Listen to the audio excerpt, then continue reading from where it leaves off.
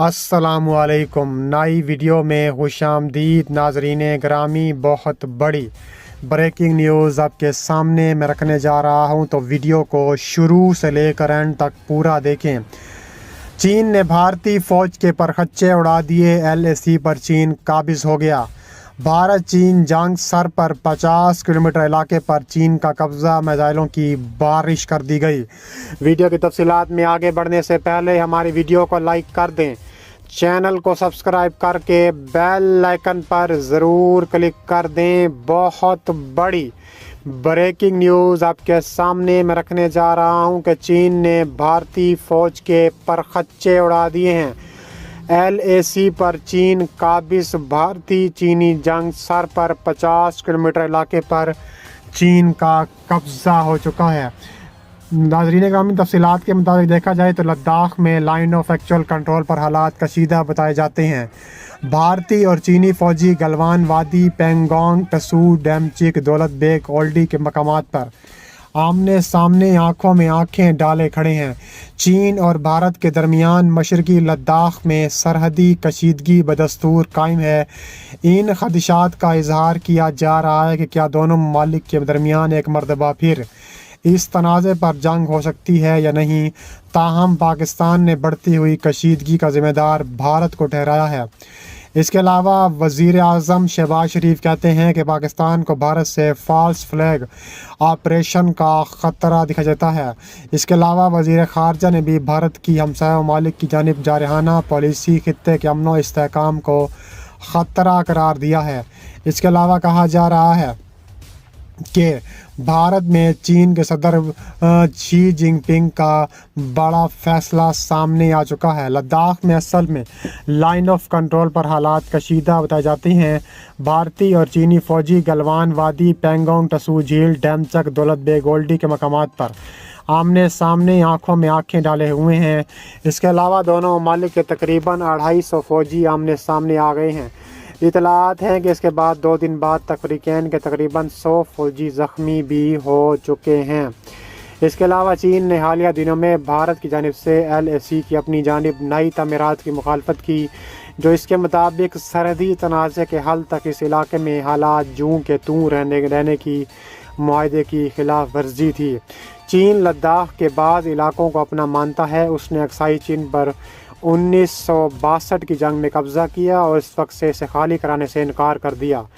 भारत की जानिब से कहा जा रहा है कि लद्दाख को यूनियन टेरिटरी का दर्जा देने से भी बज़ाहिर खुश नहीं था।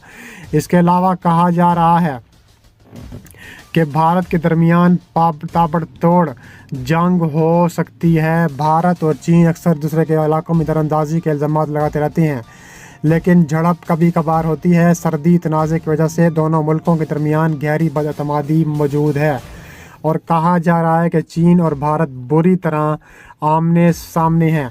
चीन के सरकारी फ़ौजी अखबार चाइना नेशनल डिफेंस रिसर्च के मुताबिक कहा जा रहा है कि 5 नए मिलिशिया डिवीज़न, जिनमें माउंट एवरेस्ट स्टार्च रैले की टीम के साबिक अरकान और मिक्स्ड मार्शल आर्ट्स क्लब के फाइटर्स भी शामिल थे, तिब्बत में लासा के मकाम पर मुआयने के लिए पेश हुए थे।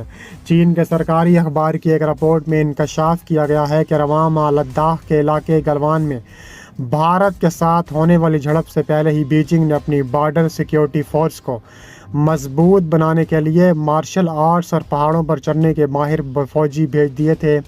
खबर रसां इदारे AFP ने चीन के सरकारी फ़ौजी अखबार चाइना नेशनल डिफेंस न्यूज़ के हवाले से बताया है कि चीन में mount Everest stars rally team के साबिक अरकान और मिक्स मार्शल आर्ट्स क्लब के फाइटर्स बीच में शामिल थे।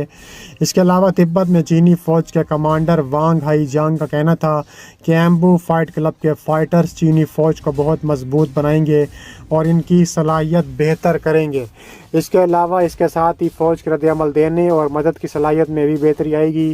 ताहम चीनी फ़ौज के कमांडर ने वाज़ेह तौर पर तस्दीक नहीं की थी कि इन फ़ौजी दस्तों की तैनाती सरहद पर मौजूद कशीदगी के पेश नज़र है या नहीं। लद्दाख के इलाके में चीन और भारत के दरमियान कई दिहाइयों के बाद रवां माह शदीद तरीन झड़पें हुई थीं, जिसमें भारत के 20 से ज़्यादा फ़ौजी जहन्नम वासिल हुए थे, जबकि चीन को होने वाली जानी नुकसान की तफसील नामालूम है। इस झड़प के बाद ज़राए के हवाले से ये रिपोर्ट सामने आई थी कि चीनी फ़ौज ने भारतीय फ़ौज की 16 بہادر رجمنٹ کے اہلکاروں پر حملہ آور ہونے کے لیے جدید ہتھیاروں کی بجائے لوہے کی سلاخوں اور خاردار تار سے لپٹی لاٹھیوں کا استعمال کیا تھا۔ اس کے علاوہ چینی فوجیوں کا رویہ اس قدر جارحانہ تھا کہ بعض بھارتی فوجیوں نے ان کے غیظ و غضب سے بچنے کے لیے دریائے گلوان میں چھلانگ لگا کر اپنی جانیں دیں۔ اس کے علاوہ ذرائع کے حوالے سے ایسی ہی تفصیلات سامنے آئی ہیں جن میں کہا گیا تھا کہ چینی فوج نے بظاہر بھارتی فوجیوں پر حملہ کرنے کا منصوبہ پہلے ہی بنا رکھا تھا، کیونکہ انہوں نے جوابی حملے سے بچنے کے لیے تمام حفاظتی اقدامات اٹھائے تھے۔ انہوں نے ہیلمٹ، شیلڈ اور گھنٹوں پولیوں کے کور بھی پہن رکھے تھے، اور اب چین کے سرکاری اخبار کی مذکورہ رپورٹ میں مارشل آرٹس فائٹرز کے بھیجنے سے ان اطلاعات کی تصدیق ہوتی ہے۔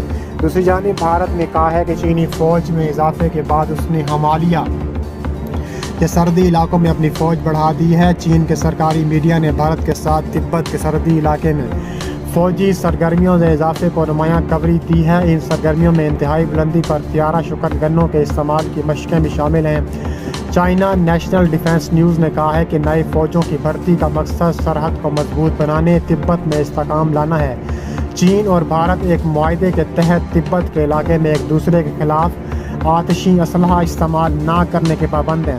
دونوں ممالک کے درمیان 1962 میں سرحدی تنازع ایک جنگ بھی ہو سکی ہے۔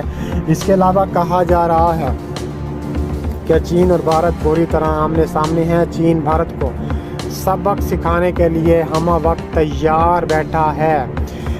اس کے علاوہ بھارت میں چینی مصنوعات کا بائیکاٹ بھی بری طرح کیا جا رہا ہے۔ چین نے مسلسل پر جھڑپ کے دوران قید میں لیے گئے 10 بھارتی فوجیوں کو جہنم واصل کر دیا ہے۔ خبر رساں ادارے AFP کے مطابق یہ اقدام دونوں فریقین کے درمیان بات چیت کے بعد اٹھایا گیا تھا تاکہ پیر کو ہونے والی جھڑپ کے بعد سرحد پر حالات کو بہتر کیا جا سکے۔ اس کے علاوہ پریس ٹرسٹ آف انڈیا اور دیگر بھارتی میڈیا میں رپورٹ کیا گیا ہے کہ چین نے رات گئے 10 بھارتی فوجیوں کو رہا کیا۔ بھارتی حکومت نے اس حوالے سے کوئی بیان جاری نہیں کیا، تاہم بھارتی فوج نے ایک بیان میں کہا ہے کہ یہ واضح کیا جا رہا ہے کہ کوئی بھارتی فوج لاپتہ نہیں۔ اس کے علاوہ فوجیوں کی رہائی بھارتی فوج اور چین کی پیپلز لبریشن آرمی کے اعلیٰ جنرلوں کے درمیان بات چیت کے بعد طے ہوئی۔ اس کے علاوہ سنگین جھڑپ کے لیے بھارت اور چین نے ایک دوسرے کو ذمہ دار ٹھہرایا تھا، اور اس متنازع سرحد پر دونوں ممالک 1967 میں جنگ لڑ چکے ہیں۔ بھارت میں تابڑ توڑ کارروائیاں کرنے کے لیے چینی فوجی اور شی جن پنگ مکمل طور پر تیار ہیں۔ شی جن پنگ نے فوج کو تیاری کا حکم دے دیا ہے اور تابڑ توڑ کارروائی کرنے کا بھی فیصلہ لے لیا گیا ہے۔ اس کے بعد کہا جا رہا ہے کہ شی جن پنگ نے کہا ہے کہ منہ توڑ جواب دیا جائے گا اور ہر صورت دیا جائے گا۔